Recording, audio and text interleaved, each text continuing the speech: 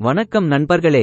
இன்று உங்கள் செலவுகளை எவ்வாறு கட்டுப்படுத்துவது என்பதை நீங்கள் கற்றுக்கொள்வீர்கள். இதனால் உங்கள் வணிகம் அதன் செலவுகளை ஈடுகட்ட போதுமான பணத்தை சம்பாதிக்கும் கட்டத்தை விரைவாக அடைய முடியும். இறுதியில் புத்திசாலித்தனமாக வளர்ந்து அதன் மதிப்பை அதிகரிக்கும்.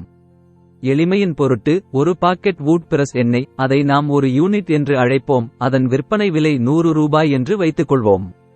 நீங்கள் ஒரு யூனிட் மர அச்சக எண்ணெயை 100 ரூபாய்க்கு விற்கும்போது பொருட்களின் விலை 63 ரூபாய் ஆகும். மேலும் பாட்டில் மற்றும் பேக்கிங்கிற்கு 3 ரூபாயும் வூட் பிரஸ் எண்ணெயை கொண்டு செல்வதற்கும் விநியோகிப்பதற்கும் $1 ரூபாயும் சேர்க்கவும். கூடுதலாக 1 ரூபாய் சந்தைப்படுத்தல் மற்றும் விளம்பரத்திற்கு செல்கிறது. எனவே உங்கள் மாறுபடும் செலவுகள் நீங்கள் விற்கும் மர அச்சக எண்ணெய்களின் எண்ணிக்கையுடன் மாறுபடும். ஒவ்வொரு யூனிட்டிற்கும் சுமார் 68 ரூபாய் ஆகும். இப்போது நீங்கள் எத்தனை யூனிட் வூட் பிரஸ் எண்ணெயை விற்றாலும் நிலையான செலவுகள் அப்படியே இருக்கும் என்பதை பார்ப்போம். நீங்கள் ஒரு யூனிட் மர அச்சக எண்ணெயை 100 ரூபாய்க்கு விற்கும்போது 1 ரூபாயை ஒதுக்கி வைக்கவும் அல்லது தொழிற்சாலை இடத்தை வாடகைக்கு எடுக்கவும், மின்சாரம் மற்றும் நீர் போன்ற பயன்பாடுகளுக்கு மற்றொரு 1 ரூபாயை ஒதுக்கவும். மேலும் உங்கள் தொழிலாளர்களுக்கு பணம் செலுத்துவதற்கு 4 ரூபாய் வரை ஒதுக்கவும். நீங்கள் வெளி தொழிலாளர்களை பணியமர்த்துகிறீர்கள் என்றால், நீங்கள் கடன் வாங்கினால் நீங்கள் செலுத்த வேண்டிய வட்டிக்கு கூடுதலாக 2 ரூபாயை சேர்க்கவும். இவை அனைத்தும் நிலையான செலவுகளில் சுமார் 8 ரூபாய் வரை சேர்க்கின்றன. நிலையான மற்றும் மாறுபடும் செலவுகள் இரண்டையும் நீங்கள் கூட்டும்போது 100 ரூபாய்க்கு விற்கப்படும் மர அச்சக எண்ணெயின் ஒவ்வொரு அலகுக்கும் 76 ரூபாய் செலவாகும். இதன் பொருள் நீங்கள் மர அச்சக எண்ணெயின் ஒவ்வொரு அலகுக்கும் 24 ரூபாய் லாபம் ஈட்டுகிறீர்கள் என்பதாகும். இருப்பினும் நீங்கள் 7 ரூபாய் வரிகளை செலுத்த வேண்டியிருக்கும். எனவே வரிகளுக்கு பிறகு உங்கள் லாபம் ஒரு மர அச்சக எண்ணெய்க்கு சுமார் 17 ரூபாய் ஆகும். உங்கள் நிகர லாப வரம்பு 17% என்று சொல்ல இது ஒரு எளிய வழியாகும். இப்போது திட்டமிடல் பகுதிக்கு. உங்களுக்கு 2 விருப்பங்கள் உள்ளன. ஒன்று, உங்கள் லாபத்தில் சிலவற்றை மீண்டும் வணிகத்தில் முதலீடு செய்யுங்கள் அல்லது பணத்தை நீங்களே பயன்படுத்துங்கள். பங்கு போன்ற விஷயங்களுக்கு உங்கள் லாபத்தில் பாதியை, அதாவது 8.50 ரூபாயை மீண்டும் வணிகத்தில் முதலீடு செய்வது புத்திசாலித்தனம்.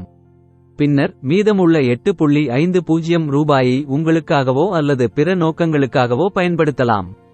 விரைவாக லாபம் ஈட்ட உங்கள் நிலையான செலவுகளை குறைக்க முயற்சிக்கவும். ஒரு இடத்தை வாடகைக்கு எடுப்பதற்கு பதிலாக மர அச்சக எண்ணெய்களை தயாரிக்க உங்கள் சொந்த கொட்டகையை பயன்படுத்துங்கள். ஆரம்பத்தில் ஊழியர்களின் செலவுகளை மிச்சப்படுத்த குடும்ப உறுப்பினர்களை உங்களுக்கு உதவுங்கள்.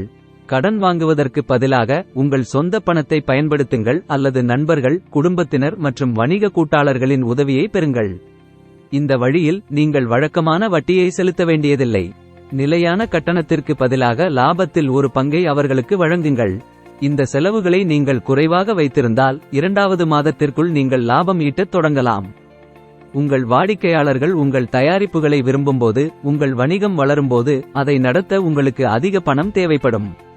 நீங்கள் அதிக பொருட்களை வாங்க வேண்டும், அதிக தயாரிப்புகளை உருவாக்க வேண்டும், மேலும் முடிக்கப்பட்ட பொருட்களுக்கு போதுமான பணம் மற்றும் கடைகளுக்கு கடன் வேண்டும். இங்குதான் போதுமான செயல்பாட்டு மூலதனம் இருப்பது முக்கியம். இது உங்கள் வணிகம் வளர உதவுகிறது. இந்த பணத்தை நீங்கள் வங்கிகள் அல்லது உள்ளூர் குழுக்களிடமிருந்து பெறலாம், ஆனால் உங்கள் சொந்த வருமானத்தை பயன்படுத்துவது மலிவான வழியாகும். உங்கள் இலாபத்தில் பாதியை வணிகத்தில் வைத்திருப்பதன் மூலமும் மீண்டும் முதலீடு செய்வதன் மூலமும் நீங்கள் 2 விஷயங்களை செய்கிறீர்கள். உங்களுக்கு வேலை செய்ய அதிக மூலதனம் உள்ளது, மேலும் உங்கள் வணிகத்தின் மதிப்பை அதிகரிக்கிறீர்கள். நீங்கள் மீண்டும் முதலீடு செய்யும்போது நீங்கள் பெரிய ஆர்டர்களை கையாளலாம் மற்றும் அதிக பங்குகளை வைத்திருக்கலாம். இது அதிக வணிகத்திற்கு வழிவகுக்கிறது. இதன் விளைவாக உங்கள் வணிகத்தின் மதிப்பை அதிகரிக்கிறது. முன்னோக்கி பார்ப்போம். நீங்கள் தொடர்ந்து கடைகளின் எண்ணிக்கையை அதிகரித்தால் முதல் ஆண்டின் இறுதியில் உங்கள் வணிகத்தின் மதிப்பு 45 லட்சம் ரூபாய் முதல் 50 லட்சம் ரூபாய் வரை இருக்கும். நீங்கள் 2வது மற்றும் 3வது ஆண்டில் இரட்டை ஷிப் வேலை செய்தால் உங்கள் வணிகத்தின் மதிப்பு 75 லட்சம் ரூபாய் முதல் 1 கோடி வரை ஆகலாம். உங்கள் வணிகத்தில் எவ்வளவு அதிக பணத்தை நீங்கள் மீண்டும் முதலீடு செய்கிறீர்களோ அவ்வளவு அதிக கிரெடிட்டை நீங்கள் பெற முடியும், மேலும் நீங்கள் விற்க முடியும், மேலும் உங்கள் வணிக மதிப்பு அதிகமாக இருக்கும். All the best. Please like, share, subscribe to Vyapara Coach channel.